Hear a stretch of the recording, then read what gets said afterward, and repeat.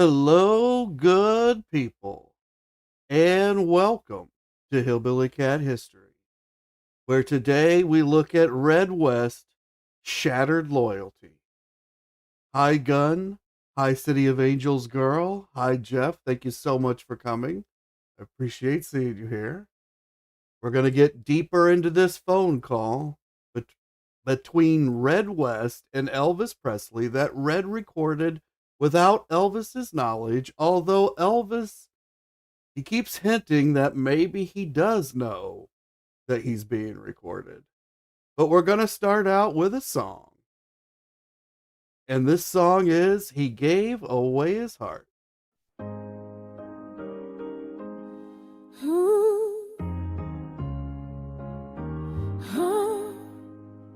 Midnight lights, rhinestone fire, Arabian suit, burning with desire.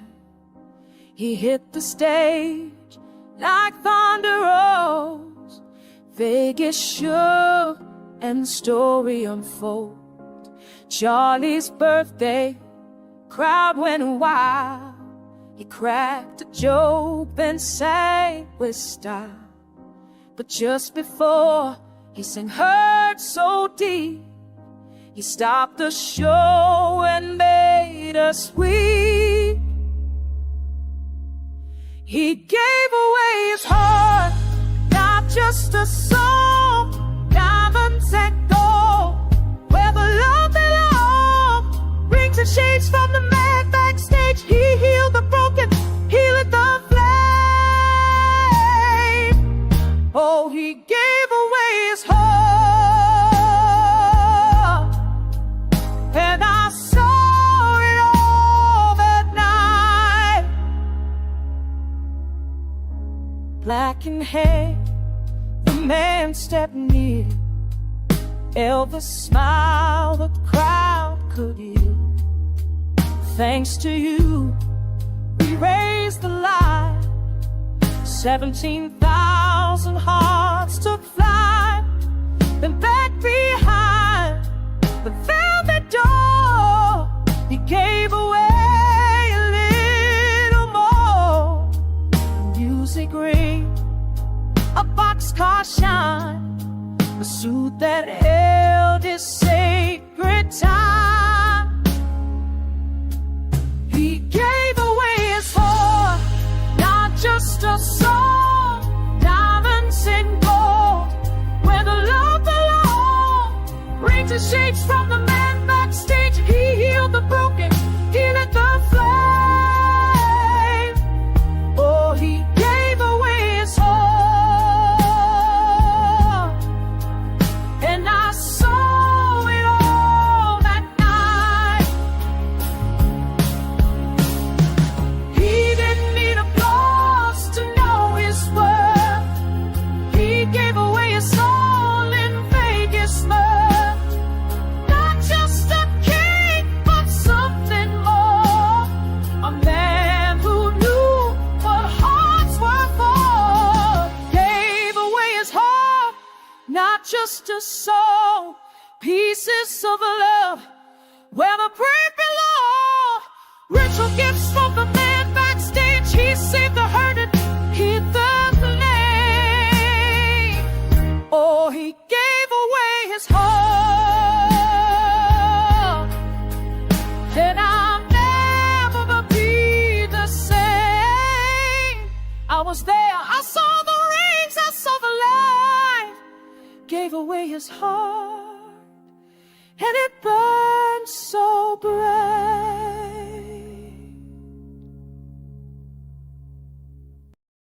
Thank you all for gathering here at Hillbilly Cat History, where we remember together and listen for the echoes. And today we're going to hear more echoes out of Elvis Presley and Red West. Let's take a look at Red West when he met Elvis Presley. And this is what Red would have looked like back then when he played center on the Humes High School football team. I'm not sure which year this is. This could be his junior or his senior year. If it's his junior year, Elvis is in school with him. If it's his senior year, Elvis is about to record his first big hit, but it won't be until just after Red graduates. But you can see his haircut, and that's the haircut that Red refers to when he talks about the time that he saved Elvis in the bathroom at Humes High School. And they were going to cut Elvis's hair, and Red says, if you cut his hair, you're going to have to cut mine. And that's what his hair looked like. So he was basically saying, you're not going to be able to cut my hair, and that's going to be a problem.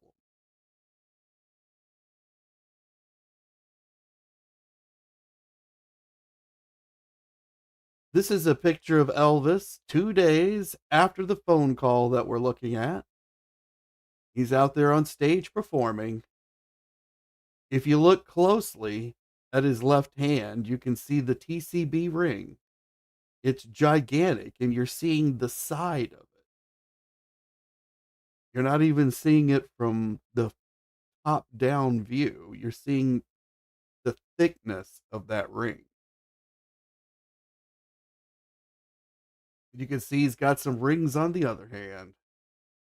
And he's got a lot of passion in his face as he's singing this particular note.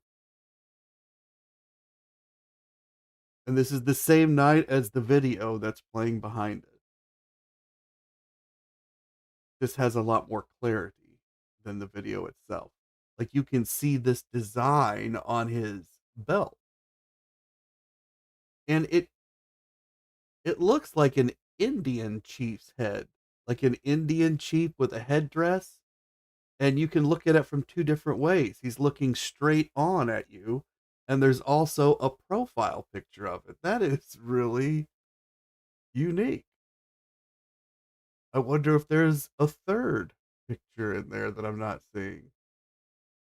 Do you guys see that? A face that's looking out and a face that's looking to the left, to the right, looking to the right.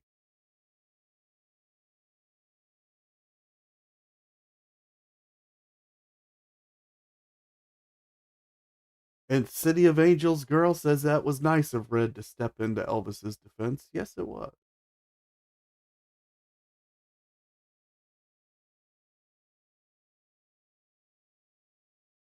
Now we're going to just go briefly through how we got here, but we're going to come through a timeline of Elvis What Happened, the book, because that's the reason that we're on this phone call. Red has put some bait out there for Elvis to call. He let people know what the number was, or he may have even said, can you give this number to Elvis? Because in 1976, you can't just call somebody on their personal phone. It's not always going to be the same number. It's going to be linked to where they're at. It was a geographic thing. So Red's at a hotel in Los Angeles. He's got some number that goes to that hotel. That number has somehow traveled to Elvis.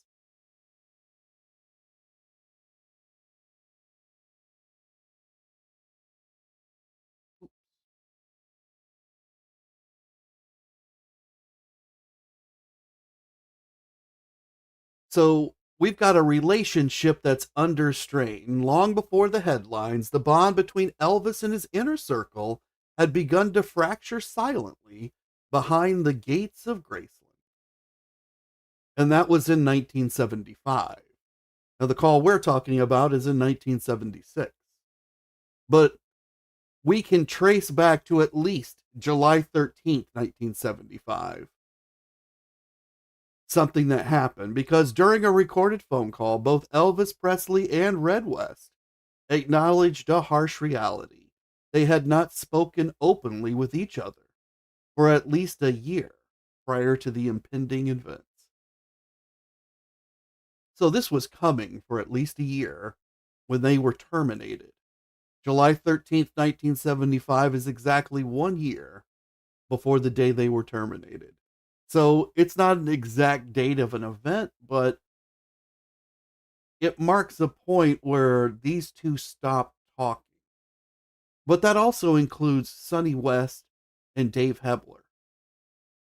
None of these three are talking with Elvis, but they are talking with each other. The Memphis Mafia roles, Red West, Sonny West, and Dave Hebler, were not just employees. They were longtime protectors and confidants within Elvis's inner circle, making the silence all the more significant. And the breakdown. Communication barriers and diverging priorities set the stage for the drastic actions of 1976. The distance between the king and his guardians was growing impassable. We haven't really talked in a year. And then we reach July 13th, 1976. That is Termination Day at Graceland in Memphis, Tennessee. Now, we've heard that everybody was terminated by phone, but not everybody was terminated by phone at this pivotal moment when Vernon Presley executed the firings that would lead to the tell-all book. Dave Hebler was terminated in person. Vernon Presley terminates the employment of Dave Hebler in the business office located just outside the Graceland mansion. If you've ever been on the tour at Graceland, you have seen this office. If you've ever watched The Gates of Graceland, there's a good chance you've seen this office. This is the office where Vernon wrote the paychecks, where Becky Yancey worked, where Donna Presley worked after Elvis passed away, where Patsy Presley worked. This is where they took care of business. So Dave showed up at the Graceland mansion that day. And on the intercom phone system that was hooked up so they could communicate between the buildings, Vernon asked him to step into the office.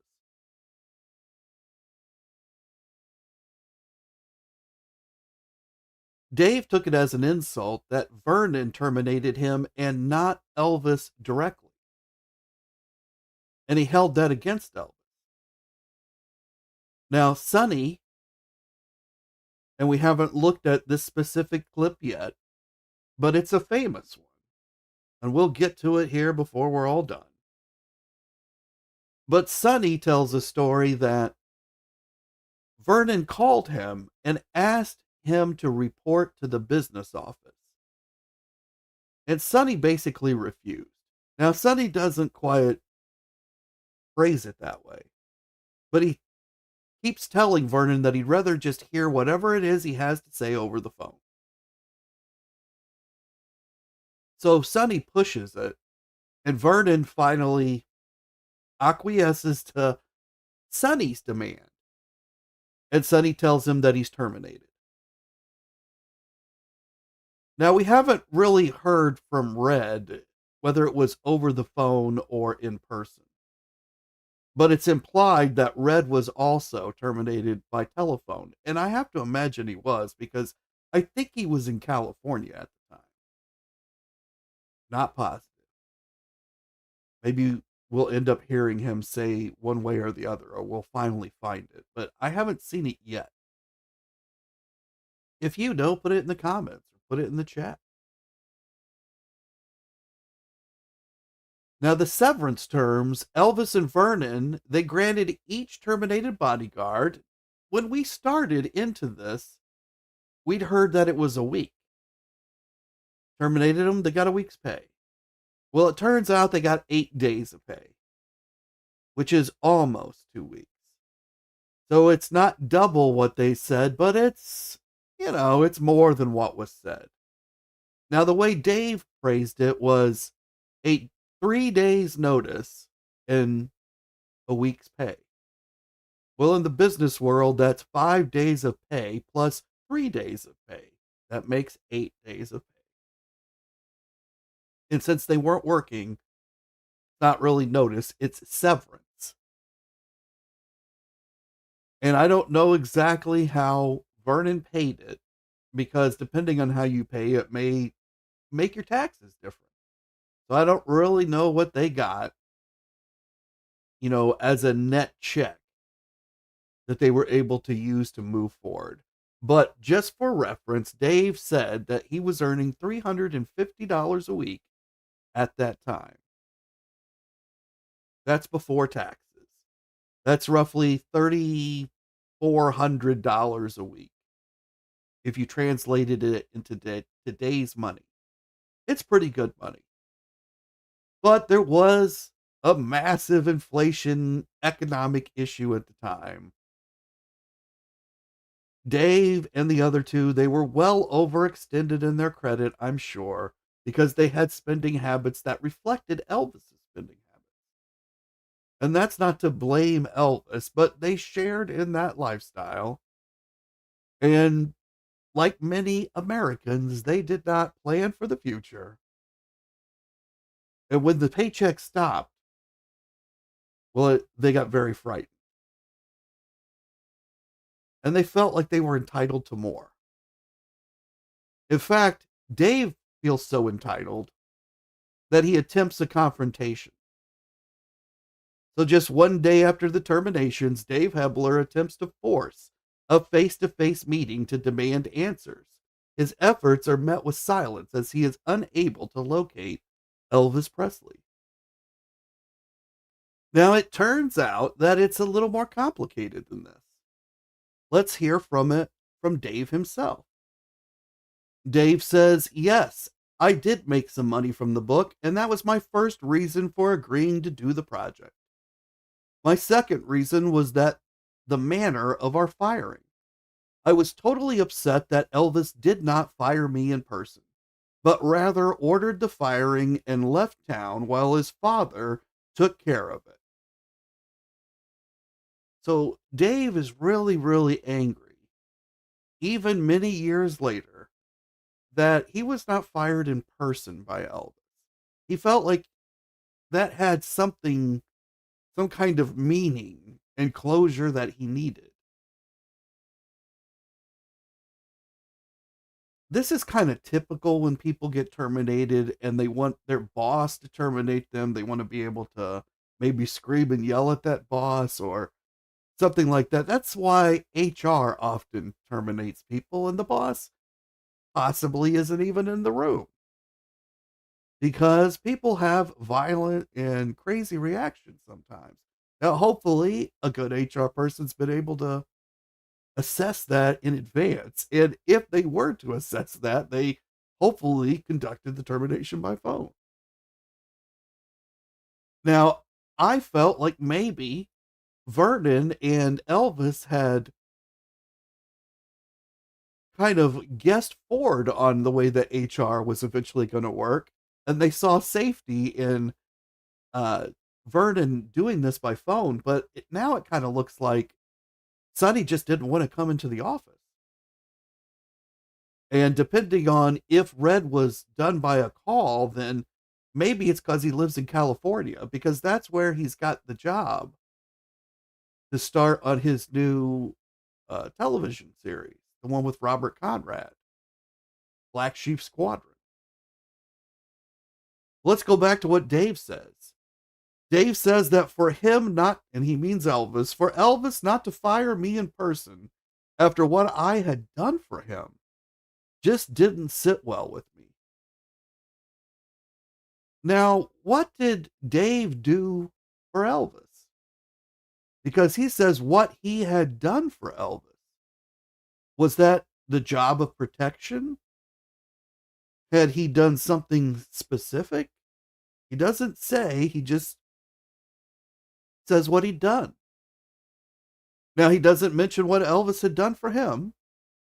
I mean, because if this is about the job, then Elvis had compensated him. That's how an employment relationship works. But Dave seems to be indicating there's more than just a employment relationship, that he'd done something for him, possibly on a friendship level. Perhaps he's talking about teaching Elvis karate. But Dave says, I was so upset that he did that to me that I wanted some closure. So Dave's not done after the conversation with Vernon is over. That's not enough for Dave. Dave says, I found out that Elvis was staying at Dr. Ghanem's home in Las Vegas. So I decided to go there the following day. So Dave flew from Memphis because you can't get there by car. He flew there from Memphis to Dr. Ghanem's home. Now he's gone to a private residence. This isn't even Elvis's home. He believes that Elvis is at this home, but this is not Elvis's home. Now, if Dave had been employed at that moment as Elvis's bodyguard and someone who had not been invited to this other person's home that Elvis was at, what do you think Dave would have done? How would he have reacted to that situation? But this time it's Dave. He says, I found out Elvis was staying at Dr. Ghanem's home in Las Vegas, so I decided to go there the following day. I borrowed a car, so this is July 14th, 1976, the day after he got terminated. I borrowed a car from the security guys at the MGM. Now, how does Dave know the security guys at the MGM? Well, he's been there with Elvis, right? And they know he works for Elvis, and he's probably like, hey, can I borrow this car? Got to do this thing for Elvis. And they don't know he's been terminated. They don't know that he's on the outs with Elvis. I would doubt at this moment. It's only been a day.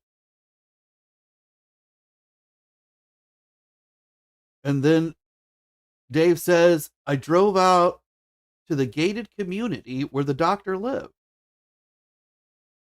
I got through the security at the gate. Now, how did Dave get through the security at the gate? But there's another checkpoint where Dave has gone forward yet again. Dave's made a determination in Memphis to get on a plane.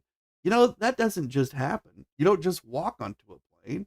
It's not even like catching a bus. You have to buy a ticket. Now, back then, it was common to buy the ticket at the counter, but it's not cheap either. Who paid for that ticket? Did Dave still have a charge card that was going back to Elvis? Hadn't been collected by Vernon in that final transaction? Because that's something an HR person does, human resources. Vernon probably hasn't fired a lot of people that have access to a credit card. I'm not saying Dave had one. Oh no. I don't know that Dave ever carried one. But somehow Dave, who has no money, is able to afford a plane ticket to get to Las Vegas. Now, he can't afford to rent a car because he borrows the car or he just saves some money. That might indicate he doesn't have a bank account linked back to Elvis in some way, that he's doing this all on his own funding. And now he's gone out to a gated community. So got on a plane, bought the ticket and everything. That's a lot of thinking and planning. Now he borrowed a car. That's another checkpoint. Could have turned around at that point. Gets to the gate at the community, still goes forward. Doesn't say how he does that. Not sure if it was legitimate or not. Maybe they just knew he was Dave Hebler when he got to the gate. They're like, oh yeah, it's one of Elvis's guys.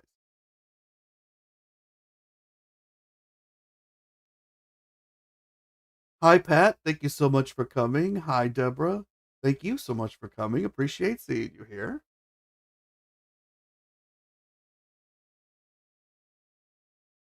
And Marion says that it was her impression that Dave. Oh, let me jump down to the next one. Gunn says some people only get a letter when they get fired.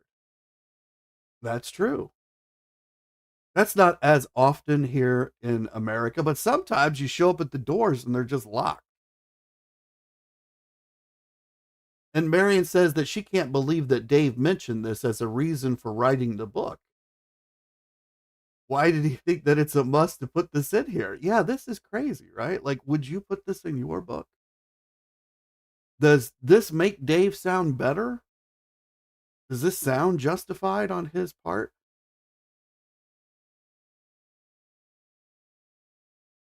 So Dave is he's out here at the MGM, or he's out at this gated community.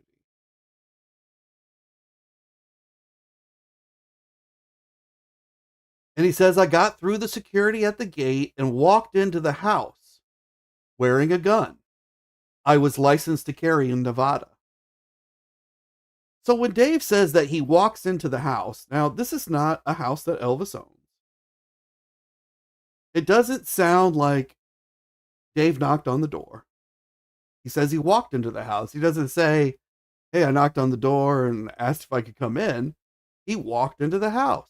Now he's wearing a gun. What exactly does that mean? That means he's carrying it on his hip or outside. It's external.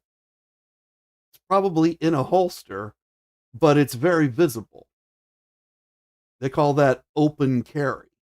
I believe Nevada back then was an open carry state. I think it still is, but he's indicating he was open carry, which means that when he walked in, everybody knew he had a gun. They didn't just know in the sense that Dave always carries a gun. They knew in the sense that he had a gun displayed. And he remembers this detail and is telling us that, which means he did it on purpose. Hi, Tarzan. Thank you for coming. Appreciate seeing you here.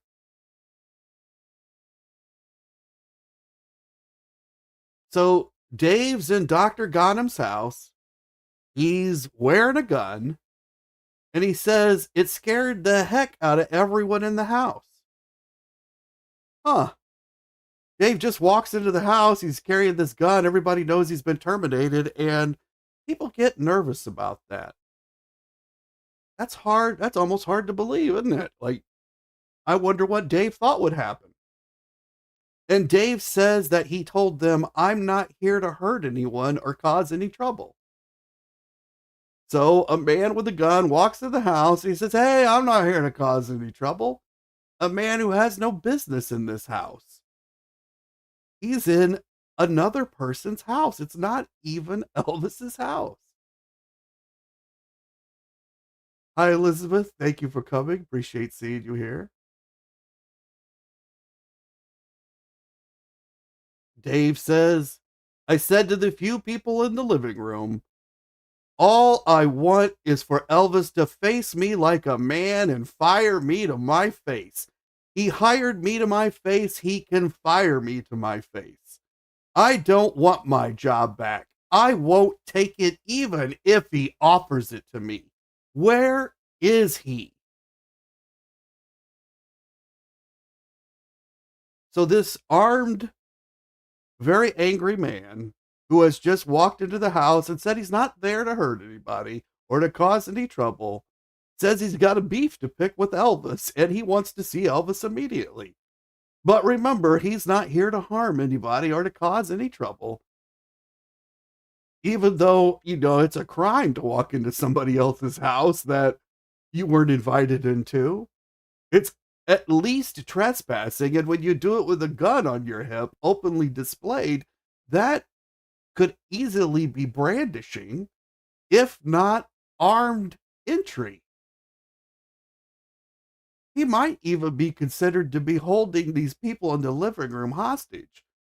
He's possibly kidnapped them at this point, because he is making demands in a private space of people who aren't even connected to him.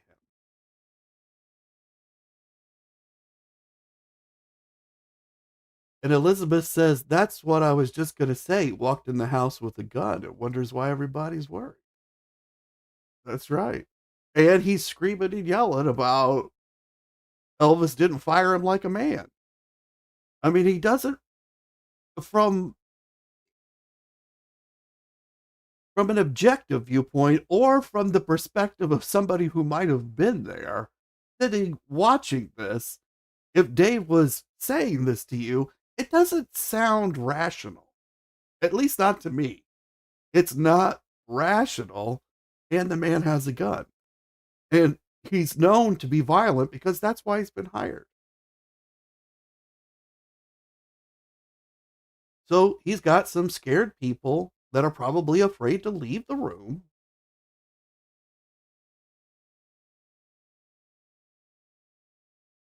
And Dave says the guy settled down. That seems very odd, right? Like he's just yelled at them that he wants to see Elvis immediately. Where is he? And he needs to be fired to his face. And that settled the guys down somehow. They're settled down. And Dave says, they told me that Elvis was upstairs in bed sleeping under heavy medication. That was the good doctor's weight control plan. Keep the patient asleep long enough, more like being in a coma. And eventually the patient would lose weight. So this is something Dr. Ghanem was doing to Elvis, and it wasn't good for him. And Dr. Nick became very upset that Dr. Ghanem had done this to Elvis. That's a whole other story.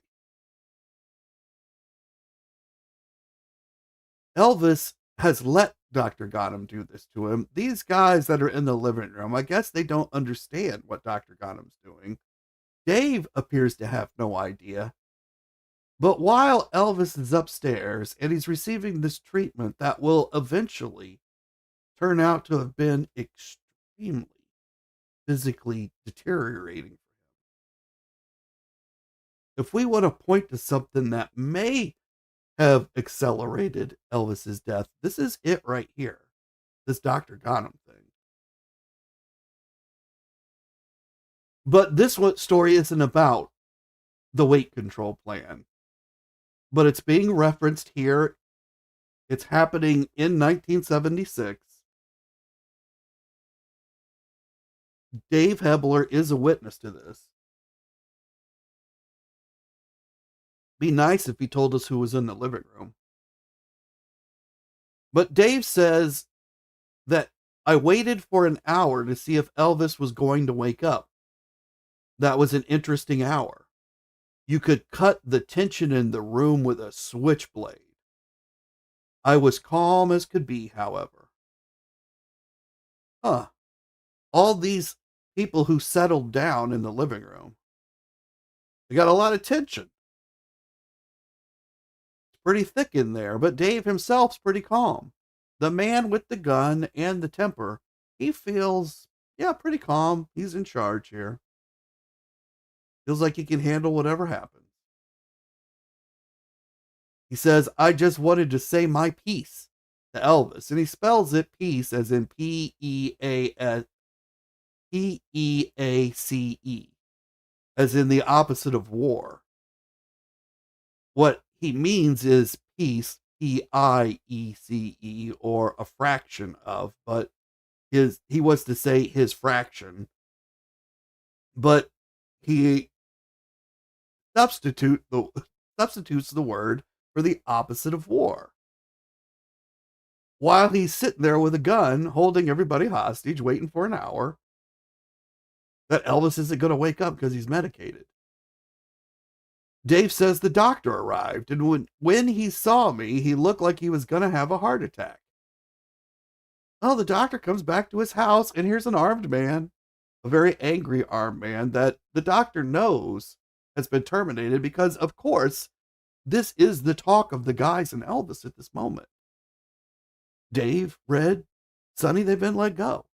People in the circle need to know they've been let go because there's security risk. And here's the security risk right here. And he's got a gun. So the doctor, he's going to have a heart attack. Now, what's kind of terrible here is Elvis is upstairs and he's drugged by this doctor in some way to be asleep. And the doctor isn't even in the house. This is even worse than the Michael Jackson scenario. Where is this doctor? And why didn't the guys demand that he stay in the house while Elvis was medicated? Maybe there's a nurse up there. I don't know. That could definitely be possible. So maybe it is being covered. But it certainly seems odd. Maybe we'll get into that more when we actually cover that side of the story. Dave says the doctor quickly calmed himself when I explained to him the same thing I said to the other guys. I wonder what that was. Was it something like, I got a gun here, I'm demanding to see Elvis, take me to him now, and the doctor says, well, sorry, buddy, he's medicated and he's not going to come out even if I want him to. But Dave says, I made my point and left. Well, it took him an hour to get to that point. And then he had to make it to the doctor when the doctor got there. It just makes no sense, right? But now he's gone. And that's what's happened the day after these guys got terminated. And Tarzan says he understands where Dave might be coming from, but he should have taken a different approach. Yeah, the minute he walks somewhere with a gun on, that's definitely a different approach is needed. But he really made a mistake getting on the airplane. He left Memphis with revenge in his heart. Confrontation, what would have happened? Why did he bring a gun to get fired like a man? Does that make sense? I brought this gun to get fired like a man. Now, Elvis typically carries guns, but are they going to shoot it out? Is there going to be a duel? He had a borrowed car. Couldn't he leave the gun in the car? If he came to make peace, do you bring a weapon on your displayed? Why are these other men with weapons allowing this to happen to them? That's maybe another question. It's all crazy. And Gunn says, like a man. Is that what it is to Dave, to write a book as revenge? And Marion says Elvis really went through a lot of terrible things in the last month. And so this is a year before. This is what's going on that year before. But now it kind of links up to, Elvis passed away the next year. He's getting all these treatments from Ghana. Dr. Nick will testify in his books, and I believe on the stand, that really messed Elvis up. And Gunn says, poor Elvis.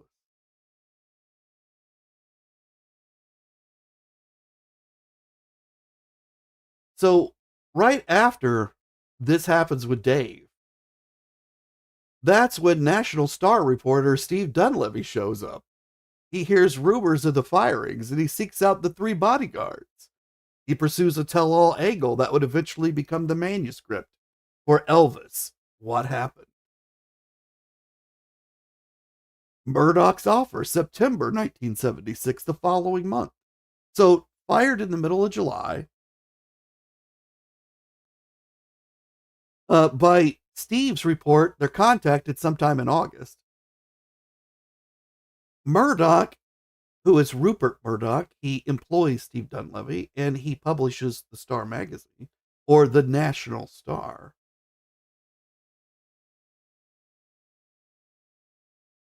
Murdoch, he assigns Dunleavy to the story on company time and he agrees to pay a flat fee to the trio for their exclusive story rights of $50,000.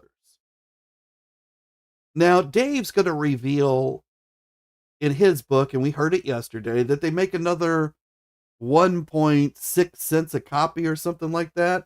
And so altogether, over the course of 12 years, and then they stop getting payments, Dave makes approximately $42,000.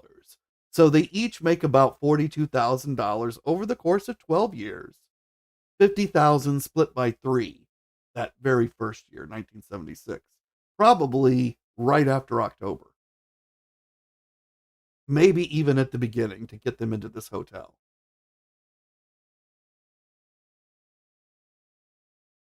So in October, they actually meet and they spend 30 days headquartered at a hotel in Los Angeles, and they record over 300 hours of interviews. Now, isn't that interesting that they recorded these interviews? Because that means they got a tape recorder. That's probably the same tape recorder that's being used to get this tape. Where are all the other tapes? If there's 300 hours and there's all this great stuff that never got published, where is that stuff? Even Rupert Murdoch can't be so stupid that he wouldn't publish that, right? Wouldn't Steve Dunleavy maybe 10 years later say, you know what? I got a whole other book over there, and it would sell a whole lot of copies because people love Elvis. I'll just put a different name as the writer or something. Like, where are these tapes? Do they still exist? Did they ever exist?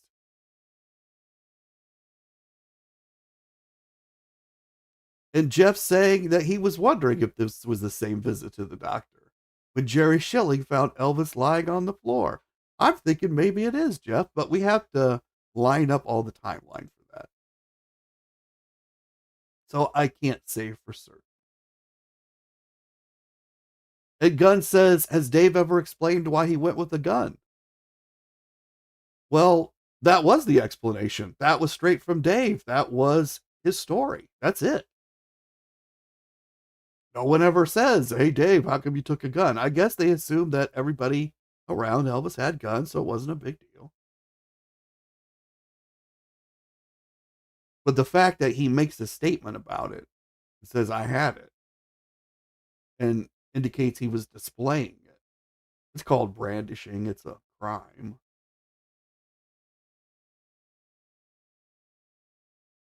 And Marion says that taking a gun with him is absolutely nuts.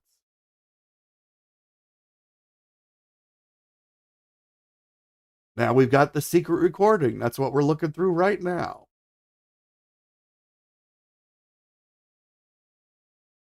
And then in August, on August 1st, 1977, 400,000 copies of the book, well, they're released.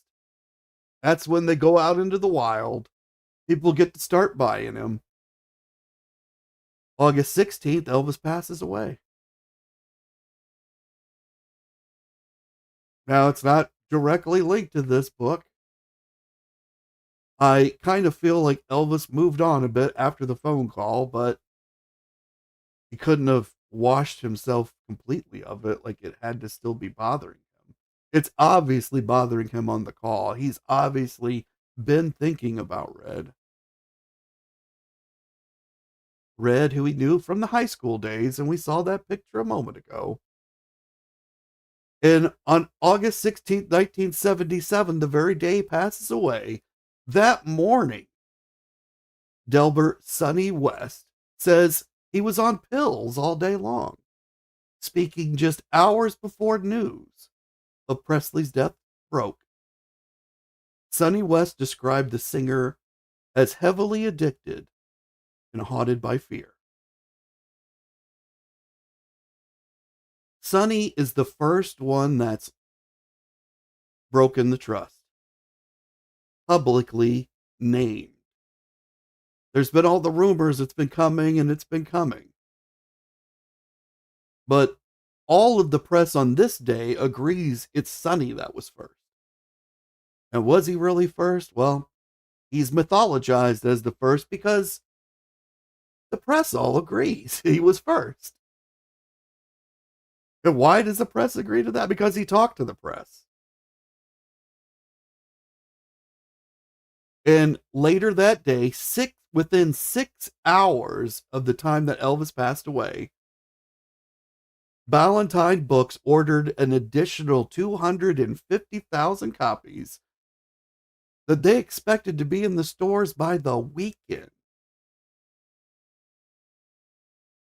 So within 6 hours, Ballantine Books had monetized Elvis's death. They monetized his problems with 400,000 copies. His private life, an expose, a tabloid. But then suddenly it became very relevant, or it seemed to be. 6 hours after he passed away. That makes it about 9 p.m. at night. They were able to pull this 9 p.m. Memphis time at night. They were able to get this order going and those presses running. Hi, Luann. Thank you for being here. Appreciate seeing you.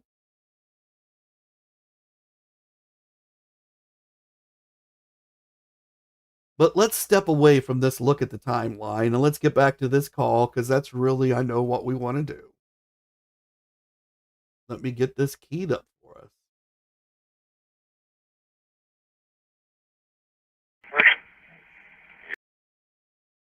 We see exactly where we're supposed to be.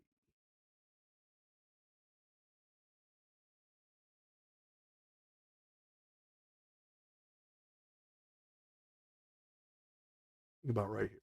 I overdone this quicker. So I realized I was married. Oh, yeah. Oh, you're talking about your wedding, yeah. Yeah. Right. Well, you know, like you don't think about these things, but at the time, it once again, I said, like I've been waiting. All of a sudden, I was held back and told when I was supposed to come in. So Elvis is trying to apologize to Red about 1967 when Red didn't get to come to the ceremony of Elvis's wedding. And Red kind of pushes it off and he says, "Oh, you're talking about your wedding." Yeah, well, you know, you don't think about those things at the time. Once again, I've been with you, and all of a sudden, I was held back and told I wasn't supposed to come in. So Red at first says, it doesn't really matter to me. And then he describes exactly what did matter to him about it. So Elvis is correct that Red still feels wounded by this thing he did 10 years before. Now, Elvis didn't keep him away on purpose, and he's going to explain that. And here he is. I can see it. I can see it back in. You see that wasn't my business. Right. Wasn't my business. You know, I figured that was a colonel. It was a ramrod type thing. I had nothing to do, you know. All of a sudden, I was getting married. Yeah. You know, when you go through that, you keep around one. Yeah. So Elvis says, yeah, I know that. I said back then, I said, that wasn't my doing. So Elvis is reminding Red that, yeah, you brought that up at the time. And I said, Red, I didn't do it. That it wasn't my doing. And Red says, right, I figured that was the colonel. And Elvis says it was a ramrod type thing. Now, some people have interpreted that to mean the marriage to Priscilla, but they're not talking about Priscilla. They've not brought Priscilla up on this call. Priscilla has been gone for years. This is about Red. And Red has just admitted that the wound still festers. Elvis poked it a little bit when he said, I'm sorry about that wound. And Red says, well, it just barely hurts at all anymore. Basically what's being said. Still, every time it rains, I remember. And Elvis says, it wasn't my doing. I didn't want you to have to live with this pain all this time. And Red says, I figured that was the Colonel. He says he knows that it wasn't Elvis. That's what he's saying. He knows, but he still blames Elvis, even though he knows it was the Colonel. And Elvis says it was a ramrod type thing, meaning the people that got to be in Milton Prell's living room. Elvis did not determine that. He left it up to the Colonel, really to Milton Prell, who said, this many people can be here. It's my living room. The Colonel determined who those people were. Neither Joe Esposito or Marty Lacker offered to give up their space so that Red could be there. But, and Joe knew. Joe and Marty both knew that Red wasn't going to be in there. Elvis says, I had nothing to do with it. All of a sudden, I was getting married, you know. So Elvis is saying, I didn't even know you wouldn't be there until we're in there. And then it's happening. Hi, Jen. Thank you so much for coming. I appreciate seeing you. And Marion points out that John Wilkinson said Elvis had tears in his eyes when he told the sweet inspirations about the book full of lies, and that Elvis felt stabbed in the back. Yeah, I think we're seeing some of that on this call. Luann says she feels sorry for Elvis for his soft nature and how people start walking over you.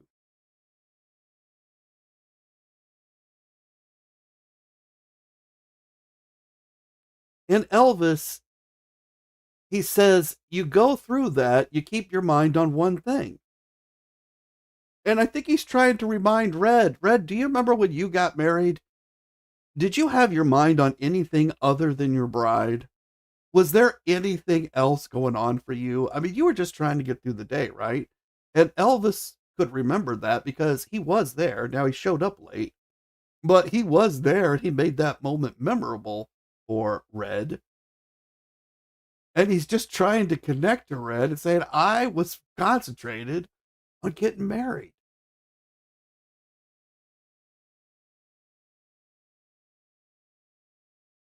And Red says, yeah, right. Well, I can understand that. Well, maybe so, because he got married too, right? That was a long time ago. That was just the point I was bringing up to Charlie. And so Red tells us here that he told Charlie Hodge about this wound from the wedding. Now, that was just a few days before this, because somehow the phone number for this place has made it to Elvis. Red talked to Charlie. Could have come through Charlie. Charlie's definitely told Elvis. Red complained about not being at the wedding. You know who else wasn't in that room at the wedding? Charlie. Charlie's not writing a book. Charlie's not out in LA making a deal with Steve Dunleavy. Of course, Charlie's not fired either.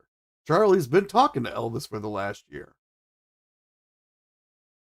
And Gunn says that Elvis was, of course, very disappointed and sad and stressed over this book and losing friends he had been good to. Who wouldn't? And together with his bad health and Priscilla, it just wasn't good for his body. Absolutely. It wasn't good for his mind either. Doubt it was good for his spirit. I think he's got a lot of incoming at this point. That's the way they kind of term it nowadays, incoming. He's got a lot of incoming. And he doesn't seem to deserve it because he has a lot of outgoing. He gives people a lot. He cares for people. And in this case, he had to stop because they no longer cared for him. But let's hear some more of the call. Yeah, right. Well, I can understand that. That was a long time ago. But it's just the point I was bringing up to Charlie. And, but let's get back to the last 3 years. Let's face it, man. You haven't enjoyed yourself. You do your work. You go work, and then I enjoy my work. Yeah, I know that. That's the only time we really see. I really see you anymore. The rest of the time it was just I don't know. Just like pretty good time. So Red tries to turn the conversation. He says that he can understand that Elvis just kept his mind. That was a long time ago. That was just the point I was bringing up to Charlie. And so Red brought it up to Charlie. Red still feels the sting, but he pivots. And he says, but let's get to the last couple or 3 years. Let's face it, man, you haven't enjoyed yourself. So again, Red blames Elvis. Elvis has not blamed Red for anything. He just tried to apologize for something Red thinks he did to him. But Red says, forget about that. Forget it. I don't want to accept the apology. You haven't enjoyed yourself. Well, who's Red really talking about? Red's talking about Red. Red has not enjoyed itself, let's face it, man, for 3 years. So we're now going back beyond 1975, 1974, 1973, 1972. When did this start, Red? When did it start? We're almost back to the wedding. Red says, let's face it, man, you haven't enjoyed yourself. You do your work. And Elvis says, yeah, I enjoy my work. So Elvis pushes back. He says he does enjoy. And Red says, yeah, I know that. Yeah. That is the only time I see you anymore.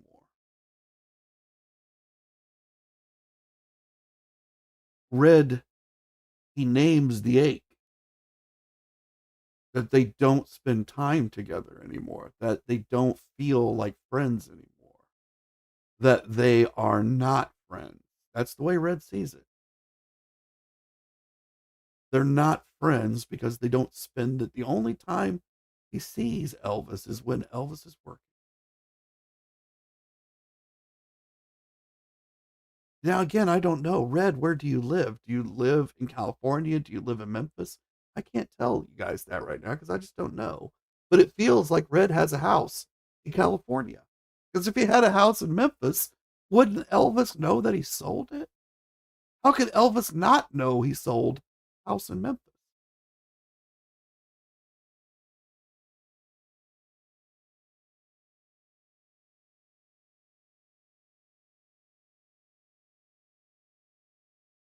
But that's where we're going to leave it for today.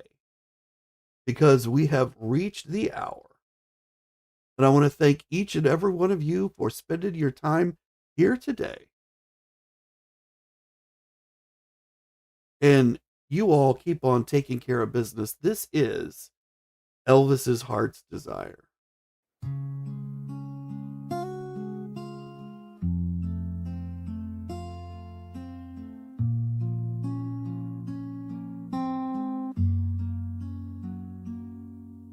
His time came too early, the curtain fell too fast. Before he was ready, before we could grasp the man behind the myth, the ache behind the fame. He wanted something simple, not fortune, not acclaim.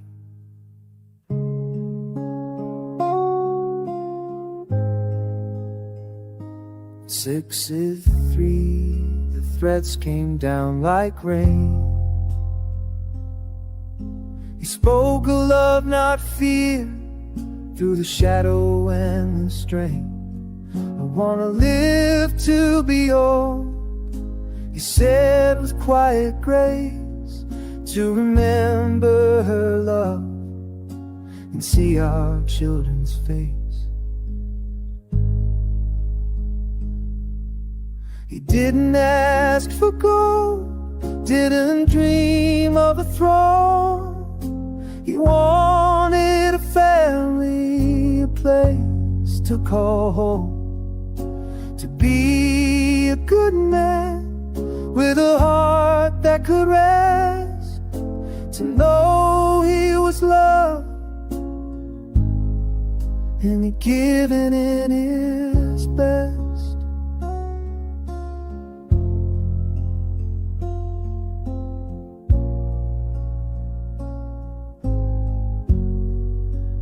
mansion in the sky, no diamond parade, just the warmth of a hand and the life they made.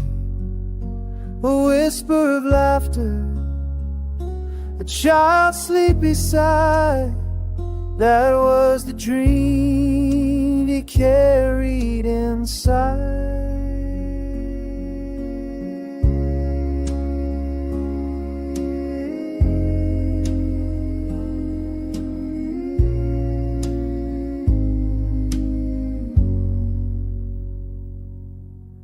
He didn't ask for gold, didn't dream of a throne. He wanted a family, a place to call home, to be a good man with a heart that could rest, to know he was loved and he'd given it